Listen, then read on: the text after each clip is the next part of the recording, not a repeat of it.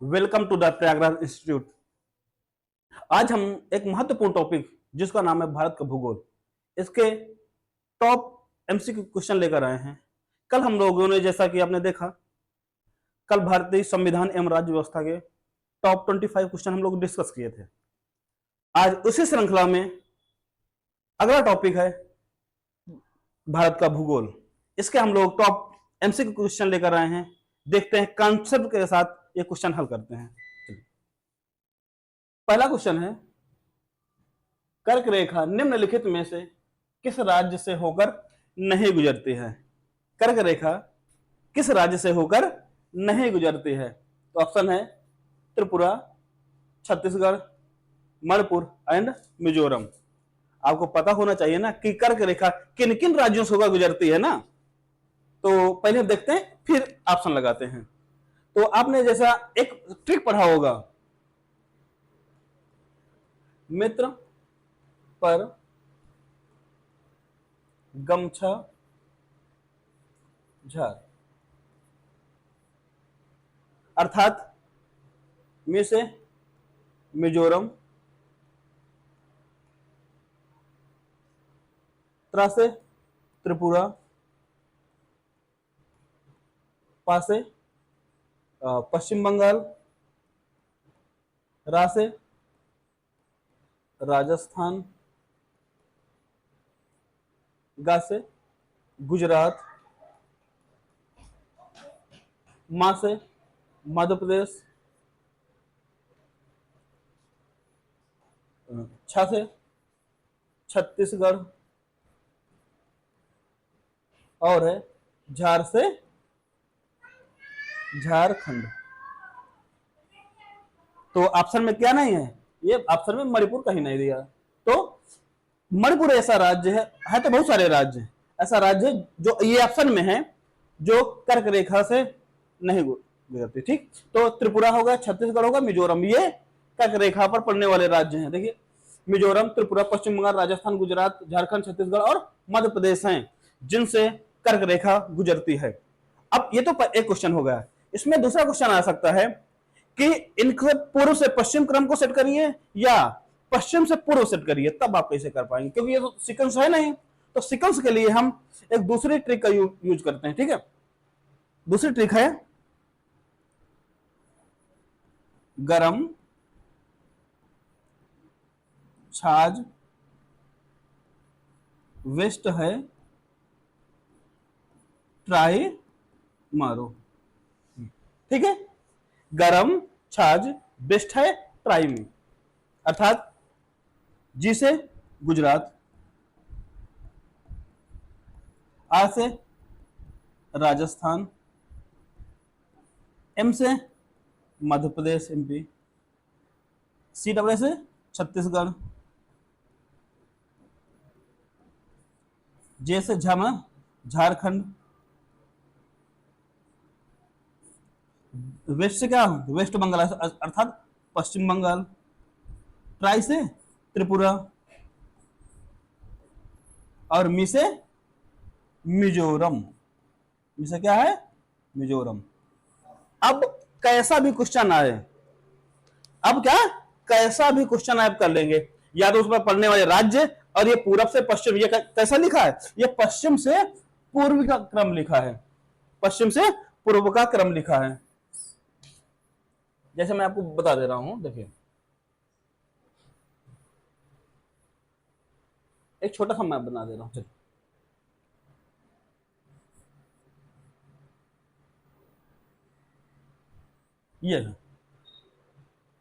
ये क्या है?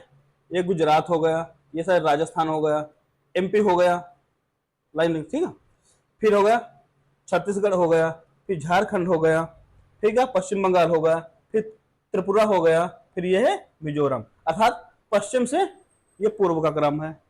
अब पूर्व से पश्चिम पूछ लिया तो इधर से मिजोरम, त्रिपुरा, पश्चिम बंगाल, झारखंड, छत्तीसगढ़, मध्य प्रदेश, राजस्थान और गुजरात। ठीक है, अब कर्क रेखा पर पड़ने वाले किसी भी तरीके का क्वेश्चन आएगा, आप लोग उम्मीद है कि हल कर लेंगे। ठीक है, तो देखते हैं दूसरा क्वेश्चन।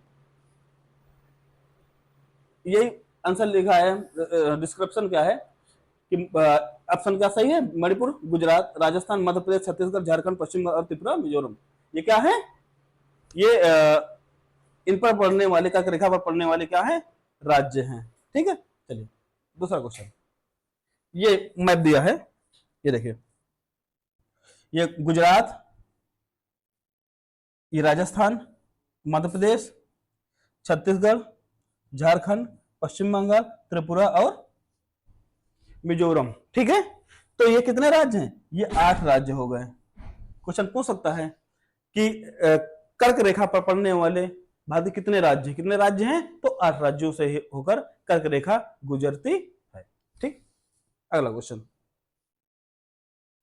दूसरा क्वेश्चन है, गुजरात के सबसे पश्चिमी गांव और अरुणाचल प्रदेश के सबसे पूर्वी छोर पर स्थित वलोंग के बीच का क्या है? समय अंतराल कितने घंटे का होगा? अर्थात जो गुजरात है, सुन लीजिए,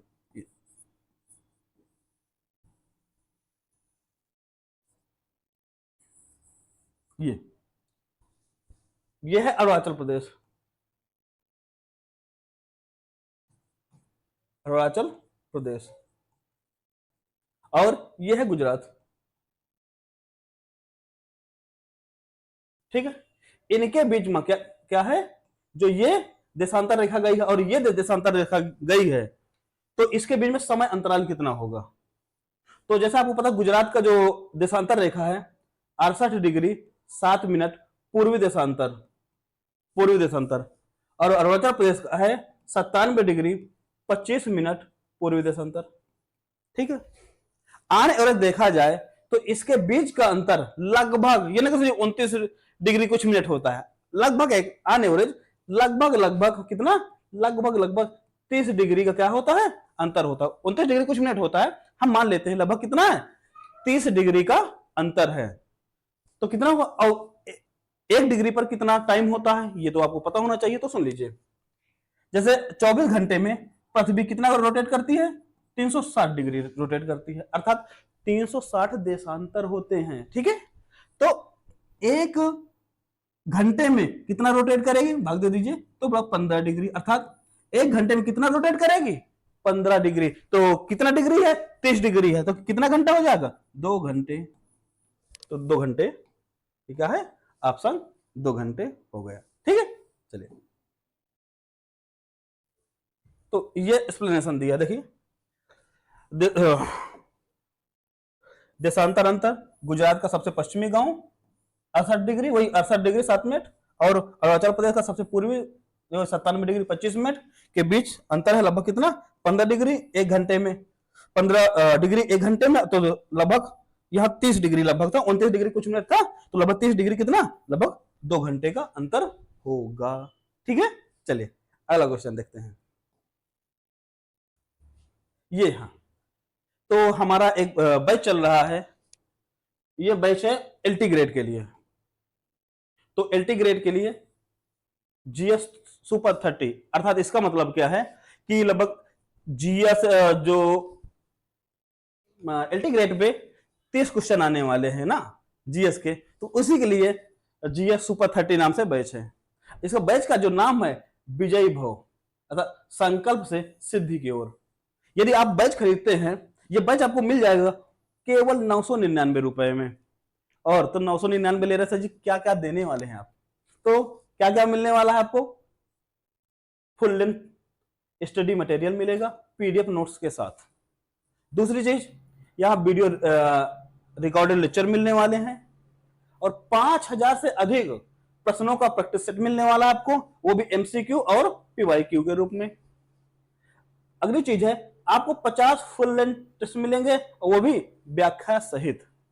और मिलने वाला है आपको 1 साल का करंट अफेयर्स, वर्ल्ड जो वन फैक्ट वाले जो क्वेश्चन होते हैं, वन लाइनर जिसको हम लोग बोलते हैं, वो मिलेंगे। और पूरा जीएस आपको फ्लो चार्ट, फ्लैश कार्ड और माइंड मैप के माध्यम से पूरा समझाया जाएगा आपको। ठीक है, तो ये था एक हमारा कोर्स। यदि आप लेना चाहते हैं तो गूगल प्ले स्टोर पर जाइए, द प्रयागराज इंस्टीट्यूट नाम से ऐप होगा, डाउनलोड करिए, रजिस्टर करिए, और ये कोर्स आप परचेज कर सकते हैं।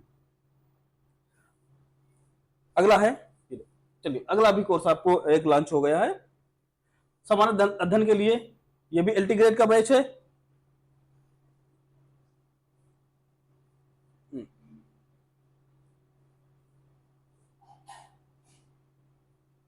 चलिए ठीक। एक ये भी है एलटी ग्रेड सुपर 30 बैच है, अग्नि परीक्षा बैच है। इसको नाम है क्या? अग्नि परीक्षा बैच। ये है आपको 799 वो 999 में, ये है 799 में। इसमें भी नोट्स मिलेगा, रिकॉर्डेड वीडियो मिलने वाले हैं, 5000 प्रश्न मिलेंगे। हाँ, इसमें एक चीज हटी है, आपको जो टेस्ट से 50 वो नहीं मिलेंगे बस, अब बाकी चीज मिलेंगी। 12 महीने करंट अफेयर मिलेगा, वन लाइन फैक्ट मिलेगा, फ्लो चार्ट और माइंड मैप के माध्यम से पूरा जीएस कराया जाएगा इसमें भी। ये केवल मात्र 799 रुपए का ये बैच है, ठीक है। और एक और बैच आ गया, ये भी सेम बैच है। तो अगला क्वेश्चन है, देखते हैं तीसरा क्वेश्चन। निम्नलिखित में से कौन सी मध्याह्न रेखा भारत ने नई शताब्दी का पहला सूर्योदय अनुभव किया था? कौन सी मध्याह्न रेखा जिस पर नई शताब्दी का सूर्योदय देखा गया? तो वो है 92.5 डिग्री पूर्वी देशांतर। क्योंकि जो भी भारत का टाइम होगा, ठीक है, वो पूर्वी देशांतर पर, हम लोग किस देशांतर पर? हम लोग पूर्वी देशांतर पर हैं, ठीक है। और पूर्वी देशांतर पर टाइम क्या होता है? बढ़ता है, ठीक है। चलिए, ये एक्सप्लेनेशन है, देख लीजिए। नए शताब्दी का सूर्योदय लगभग भारत उत्तर पूर्व गोलार्ध में 4.5 डिग्री 8 डिग्री 4 मिनट से लेकर 37 डिग्री 6 मिनट उत्तरी अक्षांश, ये अक्षांश का टाइम है, ठीक है। और जो देशांतर पर है 68 डिग्री 7 मिनट से लेकर 97 डिग्री 25 मिनट, हम पूर्वी देशांतर पर हैं। अक्षांश पूछे तो हम लोग उत्तरी अक्षांश पर हैं, देशांतर पूछे हम लोग पूर्वी देशांतर पर हैं, ठीक है। जो नई शताब्दी था 2000 का पहला सूर्योदय कच्छल अर्थात ग्रेट अंडमान में हुआ था, जो 92 डिग्री 30 मिनट कहां पर है? पूर्वी देशांतर पर है, अर्थात डी नंबर इसका विकल्प सही होगा, ठीक है। चलिए, अगला है चौथा नंबर। चौथा क्वेश्चन है, रेड क्लिफ रेखा निम्नलिखित में से किसके बीच सीमा परिभाषित करती है? अर्थात कौन सी जो रेड क्लिफ रेखा है किन देशों के मध्य से है? उत्तर कोरिया, दक्षिण कोरिया आपको जैसे पता है, यहां पर 38 डिग्री की रेखा है। संयुक्त राज्य अमेरिका और कनाडा में है, 49 डिग्री की रेखा है। भारत पाकिस्तान में, हाँ, ये भारत पाकिस्तान में कौन सी रेखा है? ये रेड क्लिफ रेखा है भारत पाकिस्तान में, उत्तर यही होगा। और भारत चीन के मध्य कौन सी रेखा है? यह है मैक मोहन रेखा। कैसी रेखा है? कौन सी रेखा? यह है मैक मोहन रेखा, ठीक है। चलिए देखते हैं।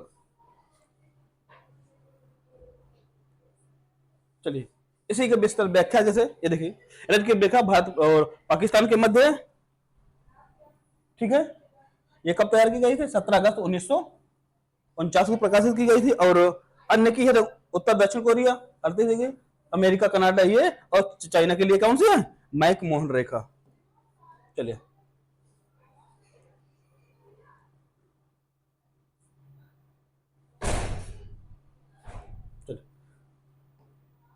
अगला क्वेश्चन है 5वां नंबर। निम्न लिखित राज्यों के गठन का सही क्रम क्या है?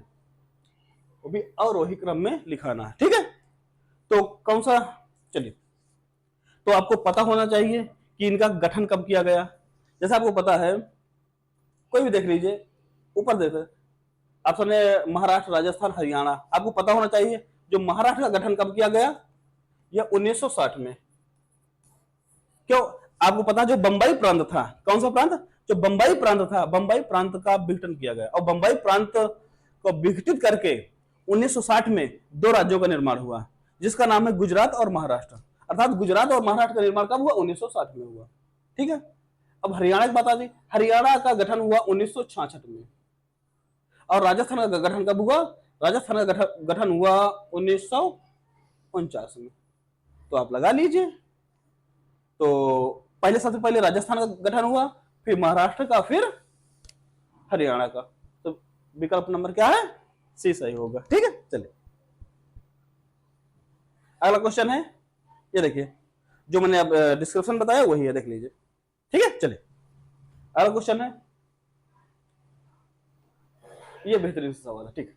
निम्नलिखित श्रेणियों को दक्षिण से उत्तर, ये याद रखना क्योंकि लोग यही गलती कर देते हैं, लगा देते हैं उत्तर से दक्षिण, पूछा है दक्षिण से उत्तर, ठीक है ना। हाँ, क्रम में व्यवस्थित कीजिए, नीचे दिए गए कोड से सही उत्तर चुनिए।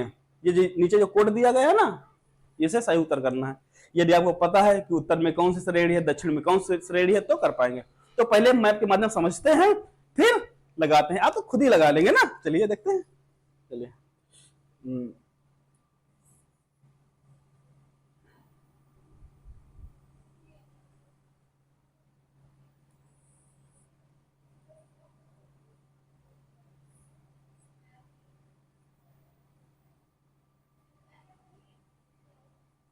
चलिए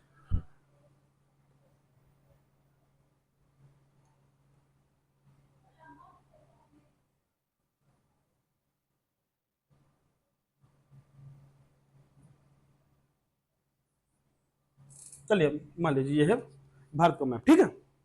तो जैसे आपको पता है, चलिए ठीक, अब आपको पता, देखिए ये श्रेणी है कराकोरम। कौन सी श्रेणी है? इसका नाम है कराकोरम।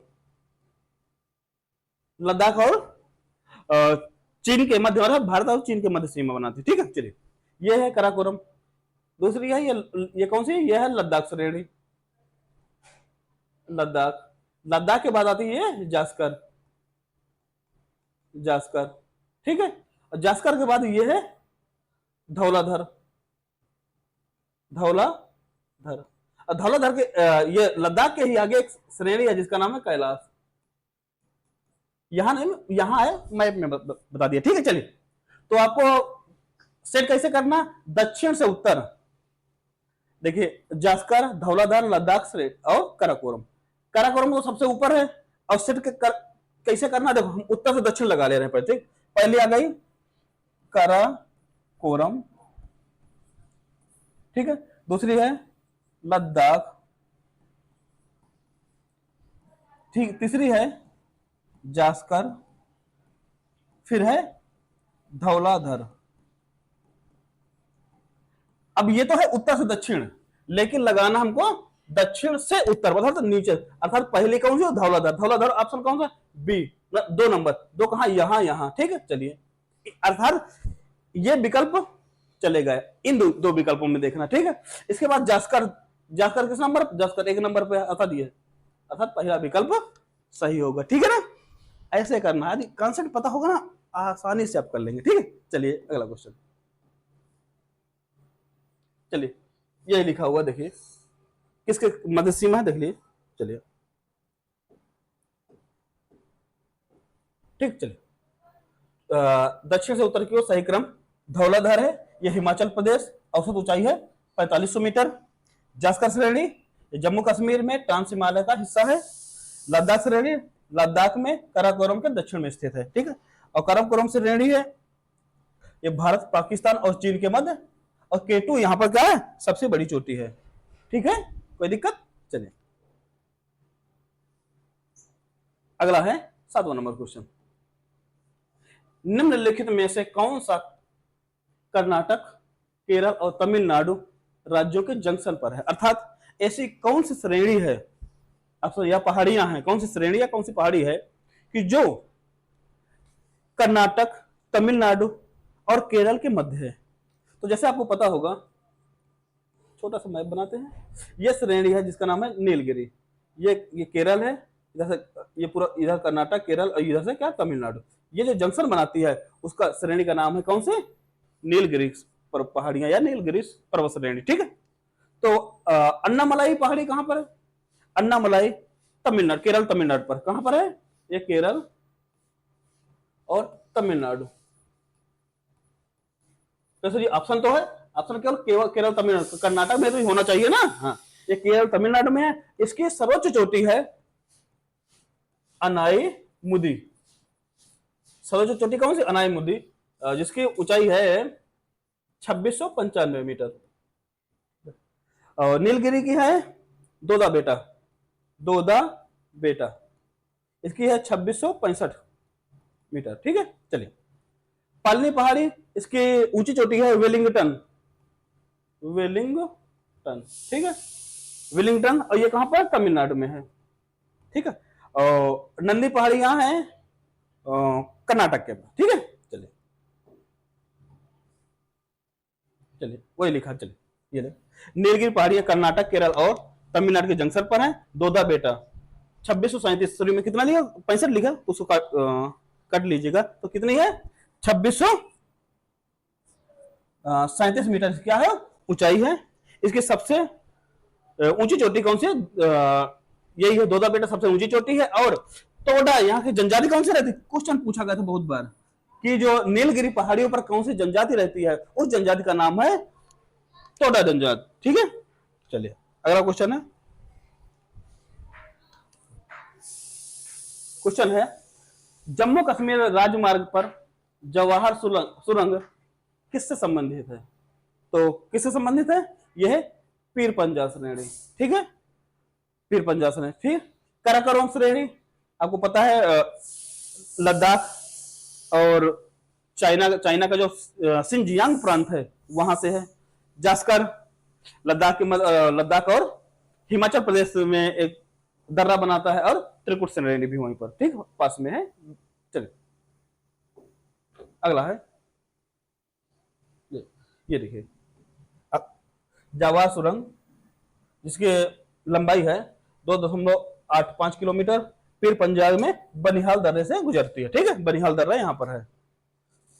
पीर पंजाल श्रेणी में कौन सा दर्रा है, बनिहाल। ठीक है, और जास्कर श्रेणी में है बारालाचा। जास्कर श्रेणी में कौन सा दर्रा है, यह है बारालाचा दर्रा। ठीक है, बारालाचा दर्रा। काराकोरम श्रेणी में काराकोरम दर्रा है।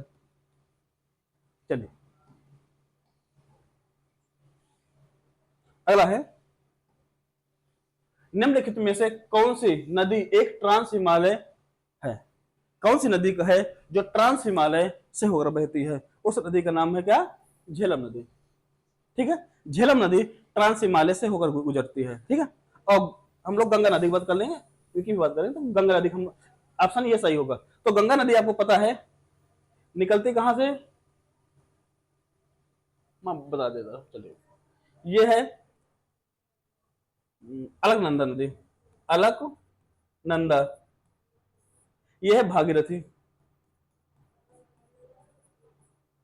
ठीक, ये है गंगोत्री, जहां से माना जाता है कि गंगा नदी का उद्गम होता है गंगोत्री से। ठीक है, संजीव ये भागीरथी अलकनंदा क्यों बना है, क्योंकि रीजन है, इधर से भागीरथी आती है, इधर से अलकनंदा नदी आती है, दोनों का संगम होता है, जहां एक संगम बनाते हैं जिसका नाम है देवप्रयाग। देवप्रयाग के बाद ही इस नदी का जो दोनों की संयुक्त धारा, इस नदी का नाम होता है गंगा नदी। ठीक है, तो गंगा नदी दरअसल ऋषिकेश हरिद्वार के पास ही क्या, देवप्रयाग के बाद ही गंगा नदी बनती है। जबकि जो गंगोत्री है वहां भागीरथी नदी निकलती है, जिसका हम लोग पर्याय मानते हैं गंगा नदी का। ठीक है, चलिए चलिए, तो कौन सा ट्रांस हिमालय नदी है, सॉरी मैंने झेलम बताया गलत है, ये कौन सी नदी है, या सतलज नदी है। चलिए, ट्रांस हिमालय नदियां ऐसी नदियां जो महान हिमालय के पार हिमालय अर्थात उत्तर में है, तिब्बत या अन्य क्षेत्रों से निकलती हैं। इनमें से शामिल कौन है, सिंधु, सतलज और ब्रह्मपुत्र नदी। सिंधु, सतलज और ब्रह्मपुत्र नदी कौन सी है, ये ट्रांस हिमालय नदियां। ट्रांस में पार अर्थात हिमालय के उस पार से निकलने वाली नदियों क्या बोलते हैं, ट्रांस हिमालय नदी है। इसका नाम कौन सी, सतलज। ये झेलम नहीं है, कौन सी नदी है, सतलज नदी है। चलिए अगला है, किशन गंगा निम्नलिखित में से किस नदी की सहायक नदी है? किशन गंगा किसकी सहायक नदी है? ये है झेलम नदी की सहायक नदी। ठीक है, कौन सी है, झेलम नदी की सहायक नदी है। ठीक, चलिए ये व्याख्या देख लेते हैं। किशन गंगा यह नदी जिसमें सोनमर्ग नदी भी किशन गंगा नदी को क्या कहा जाता है, सोनमर्ग नदी भी कहा जाता है। इंपॉर्टेंट पॉइंट, ये जम्मू और कश्मीर बिशनसार झील ये सोनमर्ग के पास से निकलती है। यह झेलम नदी की एक महत्वपूर्ण सहायक नदी है और मुजफ्फराबाद पाकिस्तान अधिकृत कश्मीर अर्थात जो पीओके वाला इलाका है, जो मुजफ्फराबाद में झेलम नदी में क्या हो जाती है, मिल जाती है। अर्थात झेलम की सहायक नदी कौन है? किशन गंगा नदी है। चलिए अगला है 10वां नंबर। अगला क्वेश्चन है, उत्तर पूर्वी मानसून से सबसे अधिक वर्षा प्राप्त करने वाला राज्य कौन सा है? कौन सा मानसून? याद रखना, जो इस समय बारिश हो रही वो है दक्षिण पश्चिम मानसून से। लेकिन दक्षिण पश्चिम नहीं पूछा गया, पूछा गया है उत्तर पूर्व मानसून से सबसे अधिक वर्षा कौन सा राज्य प्राप्त करता है? वो राज्य है तमिलनाडु।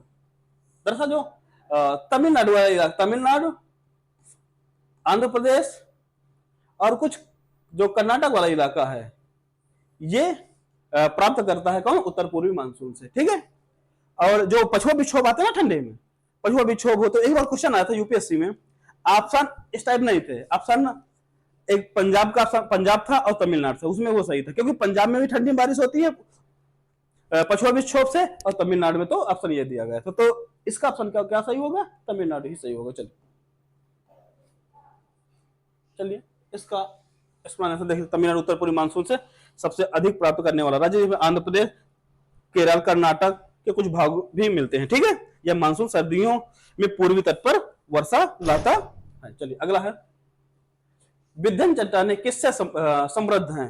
अर्थात विंध्यन चट्टानों में कौन तत्व ज्यादा मात्रा में पाया जाता है? तो क्या पाया जाता है? चूना पत्थर की मात्रा ज्यादा होती है यहाँ पर। ठीक है। चूना पत्थर की मात्रा क्या होती है? यहाँ पर अधिक पाई जाती है। चलिए चलिए देखते हैं, विंध्यन चट्टानें अवसादी चट्टानें हैं जो मुख्य रूप से चूना पत्थर और बलुआ पत्थर से बनी होती हैं। ये मध्य भारत के विंध्य क्षेत्र में पाई जाती हैं और सीमेंट उद्योग के लिए क्या है? ये महत्वपूर्ण है। सीमेंट उद्योग के लिए क्या है? महत्वपूर्ण है। जैसे मैं आपको बता दे रहा हूँ, विंध्यन, जैसे ये विंध्यन है, विंध्यन चट्टान, विंध्यन के नीचे कौन सी? ये सतपुड़ा है, और इन्हीं के भ्रंशों से नदी निकलती है, नर्मदा और ताप्ती। कौन सी नदी है? नर्मदा नदी और ताप्ती नदियां इन्हीं के भ्रंशों से निकलती हैं। ठीक है। अगला 13 क्वेश्चन है, मध्य प्रदेश का हर हरसूद शहर निम्नलिखित में से किस जलाशय में डूब गया? तो कौन सा जलाशय है? यह है इंदिरा सागर जलाशय। ठीक है। तो आपको बता दूं, जो इंदिरा सागर जलाशय है, अवंतीबाई बांध है और सरदार सरोवर बांध है, ये तीनों एक ही नदी पर है जिसका नाम है नर्मदा नदी। किस नदी पर है? ये तीनों है नर्मदा नदी पर। ठीक है। लेकिन जो इंदिरा सागर है और अवंतीबाई, ये दोनों कहां? ये दोनों है मध्य प्रदेश में। दोनों कहां है? मध्य प्रदेश में। और माही बांध कहां पर है? ये राजस्थान में, बांसवाड़ा जिला है वहां पर है, राजस्थान के, यह है राजस्थान के बांसवाड़ा जिले में। कोई दिक्कत? चलिए अगला क्वेश्चन देखते हैं, या इसका देख लेते हैं कि जो हरसूद शहर है मध्य प्रदेश के इंदिरा गांधी सागर बांध या नर्मदा नदी, ठीक है, के जलाशय में 2000 कब डूब गया? 2004 में डूब गया था। यह 700 साल पुराना था शहर था। ठीक, कितने साल? यह 700 साल पुराना शहर था, जो विस्थापन और पर्यावरणीय प्रभाव का उदाहरण है। ठीक है। चलिए अगला क्वेश्चन। चलिए, मंगलम सिंचाई परियोजना कहां की है? तो मंगलम सिंचाई परियोजना किस राज्य की है? यह है केरल राज्य की मंगलम सिंचाई परियोजना है। तो अन्य अलग अलग राज्यों में अलग अलग सिंचाई परियोजनाएं चलती है। ठीक है। जब हम सिंचाई परियोजना वाला टॉपिक लेकर आएंगे, उसमें पूरे जितने डैम बने हैं उनसे कौन कौन सी परियोजना लॉन्च की है, कौन से बहुउद्देशीय हैं, कौन से एक उद्देशीय है परियोजना, हम लोग सब में बात करने वाले हैं। चलिए ठीक, चलिए इसका व्याख्या है। चलिए, तो मंगलम सिंचाई परियोजना केरल में चिरकुनाल पूजा नदी पर है। ये मंगलम नदी की सहायक नदी है, जो कि भरत पूजा में क्या होती है? ये नदी मिल जाती है। अगला क्वेश्चन है 14 नंबर, निम्नलिखित में से कौन सा ग्लेशियर उत्तराखंड के कुमायूं क्षेत्र में है? किस क्षेत्र में? उत्तराखंड के कुमायूं क्षेत्र में। तो कौन सा ग्लेशियर है? यह है मिलाम ग्लेशियर। कौन सा ग्लेशियर है? मिलाम ग्लेशियर। मैं आपको बता देता हूं, चलो ये वाला हिस्पर और रूपाल ग्लेशियर कहां है? यह है पाकिस्तान के, कहां पर है? रूपाल ग्लेशियर और हिस्पर ग्लेशियर है पाकिस्तान के जो गिलगित बाल्टिस्तान वाला इलाका है, गिलगित और बाल्टिस्तान वाला इलाका है, वहां पर हिस्पर और रूपाल ग्लेशियर है। फिर जेमू कहाँ, जेमू है सिक्किम में। कहां पर है, यह है सिक्किम में, ठीक है। और मिलाम है उत्तराखंड में, ठीक है, उत्तराखंड में मिलाम है, कुमायूं हिमालय। ये देखिए, देख लीजिए, मिलाम ग्लेशियर या मिलम बोलते हैं या बोलते हैं मिलाम ग्लेशियर। मिलम ग्लेशियर कुमायूं हिमालय का एक प्रमुख ग्लेशियर है जो उत्तराखंड के पिथौरागढ़ जिले में स्थित है। यह भारत के सबसे बड़े ग्लेशियरों में से एक है, ठीक है। जो भारत के सबसे बड़े ग्लेशियर है उनमें से एक ग्लेशियर है मिलाम ग्लेशियर।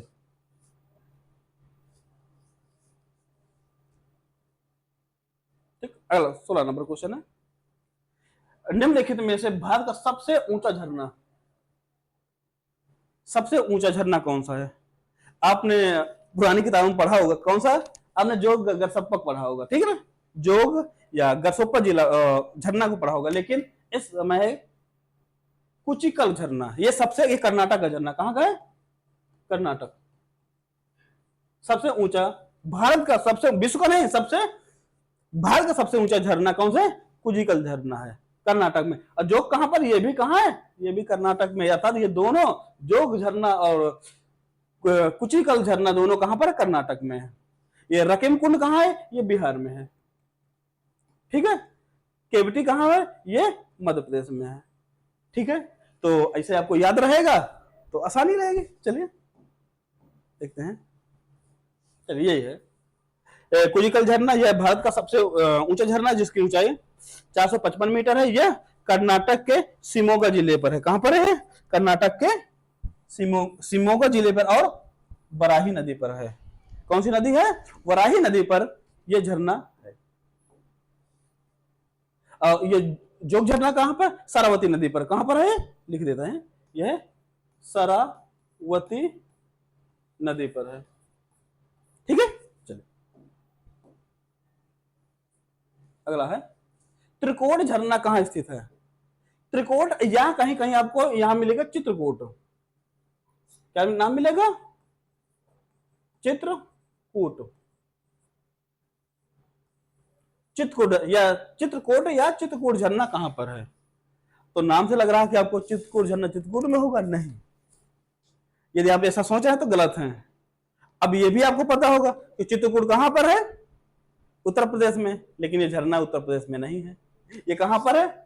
छत्तीसगढ़। कहां पर? बस्तर जिले पर है। कहां पर है? बस्तर जिले पर।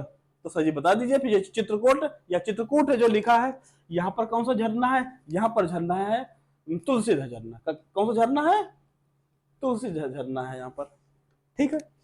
सर जी ये भी बता दीजिए, जबलपुर में कोई झरना है? यस, जबलपुर में झरना, नर्मदा नदी पर एक झरना है जिसका नाम है धुआंधार जलप्रपात। क्या नाम है? धुआंधार। क्या नाम है? धुआंधार जलप्रपात नाम है, ठीक है। और क्या कोई बांदा में है? हाँ, बांदा में भी है। बांदा में है मांडवी और एक मार्कंडी है। ये जो झरने कहां, छोटे छोटे झरने हैं, ठीक है, ये बांदा में है, ठीक है। चलिए अगला क्वेश्चन है,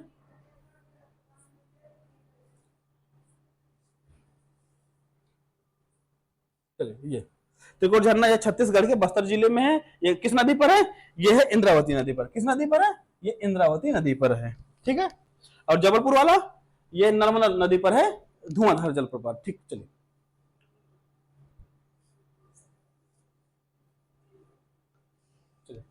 धुआंधार, ये देखो आ ही गया क्वेश्चन, बहुत अच्छा शानदार क्वेश्चन आ गया कि धुआंधार झरना निम्नलिखित में से किस नदी पर है? अभी बताया किस नदी पर है? नर्मदा नदी पर। कहां पर? जबलपुर, मध्य प्रदेश, ठीक है। चलिए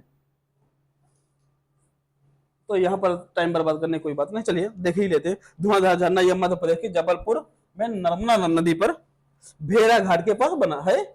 इसकी ऊंचाई 30 मीटर है। इसका नाम धुआं अर्थात धुआंधार इसकी धुंध जैसी धाराओं का, क्योंकि जब पानी गिरता है तो वहां पर धुंध जैसे कोहरा जैसे हो जाता है, इसलिए उसका जो धुआं जैसे निकल रहा है ना, उसी के कारण इसका नाम धुआंधार जलप्रपात पड़ा है, ठीक है। चलिए मिलते हैं अगले क्वेश्चन में, देखते हैं 18 नंबर 19 नंबर है, निम्नलिखित में से भारत की सबसे बड़ी ताजे पानी की झील कौन है? भारत की वो भी बड़ी कौन सी ताजे पानी की झील। ठीक है, तो जब क्वेश्चन में जो की पॉइंट है उनको अंडरलाइन करना बहुत जरूरी होता है। ठीक है, तो कोलोरी झील, उलर झील या नाल सरोवर या सांभर झील, तो कौन सी झील? आपको सबको पता है कि उलर झील है, जो जम्मू एंड कश्मीर में है। उलर झील वो सबसे बड़ी और ताजे पानी की झील है। ठीक, तो कोलोरी झील कहां पर है? कोलोरी झील है आंध्र प्रदेश में। कहां पर है? आंध्र प्रदेश में। दरअसल ये भी मीठे पानी की झील है, मीठे पानी की झील। ठीक है, नाल सरोवर ये है अहमदाबाद में, अहमदाबाद में है नाल सरोवर। ठीक है, सांभर झील, देखो ये तीनों झील कैसी है? ये मीठे पानी की झील है। ठीक है, याद रखिएगा। लेकिन सबसे बड़ी बुलर झील है, ताजे पानी की झील। ठीक, अगला सांभर झील आपको पता कहां पर है? ये राजस्थान में है। यहां पर राजस्थान में जो ये झील है, यहां पर क्या बनाया? यहां पर नमक बनाया जाता है, अर्थात ये खारे पानी की झील है। ठीक है, सांभर झील कौन सी है? खारे। क्वेश्चन ऐसे भी बन सकता है, निम्नलिखित में से कौन से खारे पानी की झील है? ये ऑप्शन सेम रहेंगे तो आपको पता ये तीनों मीठे पानी की झील है, ये केवल खारे पानी की झील है। ठीक है, क्वेश्चन की लैंग्वेज बदल देगा, आप फंस सकते हैं यदि नहीं पता होगा तो। चलिए अगला है, ये देख लीजिए कि वुलर झील जम्मू और कश्मीर के झेलम नदी पर स्थित है। यह भारत की सबसे बड़ी ताजे पानी की झील है। अगला क्वेश्चन, श्रीहरिकोटा द्वीप निम्न में से किसके पास स्थित है? अर्थात कौन सी झील है या कौन सा नदी का मुहाना है जो श्रीहरिकोटा द्वीप, अर्थात जहां पर से इसरो के जो रॉकेट लॉन्च नहीं होते लॉन्चर पर, वो कहां पर है? तो कहां पर है? ये पुलिकट झील के पास। कहां पर है? ये पुलिकट झील है। ठीक, पुलिकट कहां पर? आंध्र प्रदेश में। ठीक है, आंध्र प्रदेश, आंध्र प्रदेश। चलिए, पुलिकट झील श्रीहरिकोटा द्वीप पर, यह आंध्र प्रदेश में बंगाल की खाड़ी के तट पर एक बैरियर द्वीप है। ठीक है, यह सतीश धवन अंतरिक्ष केंद्र का क्या है? स्थान है। ठीक है, सतीश धवन अंतरिक्ष केंद्र क्या है? स्थान है। अच्छा, आप कमेंट करके हम बताइए, जो इसरो का जो हेडक्वार्टर कहां पर है और इसके जो इसरो की स्थापना कब की गई थी, ये आप हमको कमेंट में बताइए। अगला क्वेश्चन है और यह सबसे लास्ट क्वेश्चन है। ठीक है, तो थोड़ा एक मगर धैर्य और बनाए रखिए। चलिए, तो है 80 डिग्री पूर्वी देशांतर और कर्क रेखा का मिलान बिंदु कहां पर है? ठीक है, अब आप परेशान हो जाएंगे, सर जी ये 80 डिग्री का पूर्वी देशांतर का मिलान बिंदु वो भी और कहां पर मिलेगा? हमको 80 डिग्री पता ही नहीं है, तो आप परेशान है। थोड़ा दिमाग लगाना इसमें, क्वेश्चन में है। क्वेश्चन एकदम सरल क्वेश्चन है, दिमाग कैसे लगाना देखो। हमको अभी थोड़ी देर पहले पढ़े हैं, वो भी पहले क्वेश्चन में हम लोग पढ़े हैं कि कर्क रेखा से गुजरने वाले कौन से राज्य हैं। तो बताइए इसमें कौन सा ऐसा राज्य जो कर्क रेखा पर स्थित है? क्या आंध्र प्रदेश है? नहीं। क्या महाराष्ट्र है? नहीं। क्या उत्तर प्रदेश है? नहीं। तो क्या होगा? मध्य प्रदेश। केवल हटाकर हम कर लिए ना। ये थे टॉप 21 क्वेश्चन भूगोल के। ठीक है, तो यदि आपको ये सेशन अच्छा लगा हो तो इस चैनल को सब्सक्राइब करें, लाइक करें और बहुत लोगों तक शेयर करें। अब मिलते हैं किसी नेक्स्ट वीडियो में, तब तक के लिए नमस्कार, धन्यवाद।